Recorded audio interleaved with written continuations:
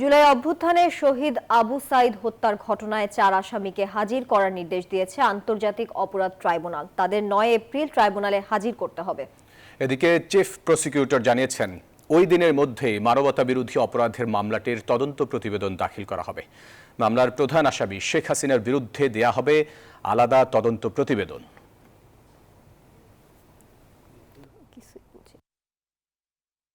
ছাত্র আন্দোলনের সময় রংপুরে পুলিশের গুলিতে নিহত হন বেগম রোকেয়া বিশ্ববিদ্যালয়ের শিক্ষার্থী আবু সাইদ। দিনটি ছিল গত বছরের 16 জুলাই। এই ঘটনায় আন্তর্জাতিক অপরাধ ট্রাইব্যুনালে মানবতা বিরোধী অপরাধের মামলা হয়। ট্রাইব্যুনালের প্রসিকিউশন জানিয়েছে, ঘটনায় সরাসরি যুক্ত ছিলেন সাবেক এএসআই আমির হোসেন ও কনস্টেবল সুজন চন্দ্র রায়। এছাড়া বেগম রোকেয়া বিশ্ববিদ্যালয়ের প্রক্টর শরীফুল ইসলাম, নিষিদ্ধ সংগঠন ছাত্রলীগের কর্মী ইমরান চৌধুরী আকাশ সহ আরও অনেকে ইন্ধন জুগিয়েছিলেন। এই আসামিদের গ্রেফতার দেখানো সংক্রান্ত একটি আবেদনের শুনানি ছিল রোববার। শুনানি শেষে এই 4 জনকে আগামী 9 এপ্রিল হাজির করার নির্দেশ দিয়েছেন ট্রাইব্যুনাল। শহীদ আবু সাইদ তিনি যখন শান্তিপূর্ণভাবে কোনো রকমের কোনো হুমকি সৃষ্টি না করে রাজপথে দাঁড়িয়ে 2 হাত বাড়িয়ে বুকটা চিতিয়ে দাঁড়িয়েছিলেন, সেই সময়ে তাকে পরপর বেশ কয়েকটি গুলি করে হত্যা করা হয়।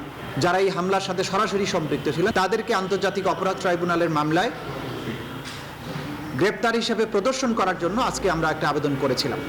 আদালত সেই গ্রেপ্তার দেখানোর আবেদন মঞ্জুর করেছেন। ট্রাইব্যুনালের চিফ প্রসিকিউটর বলেন, মামলার প্রধান আসামি শেখ হাসিনা, তার বিরুদ্ধে দেওয়া হবে আলাদা তদন্ত প্রতিবেদন। ক্রাইমস এগেইনস্ট হিউম্যানিটির মামলাতে কমান্ড রেসপন্সিবিলিটির কারণে আমরা প্রত্যেক ব্যক্তি কেন্দ্রিক ভাগ ভাগ করে মামলাটা করব। শেখ হাসিনার বিরুদ্ধে একটা আলাদাভাবে তদন্ত রিপোর্ট দাখিল হবে, কিন্তু সকল মামলার ঘটনার প্রধান আসামি শেখ হাসিনা।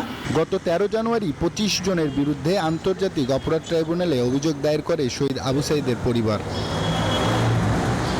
আব্দুল্লাহ মামুন, নিউজ 24, ঢাকা।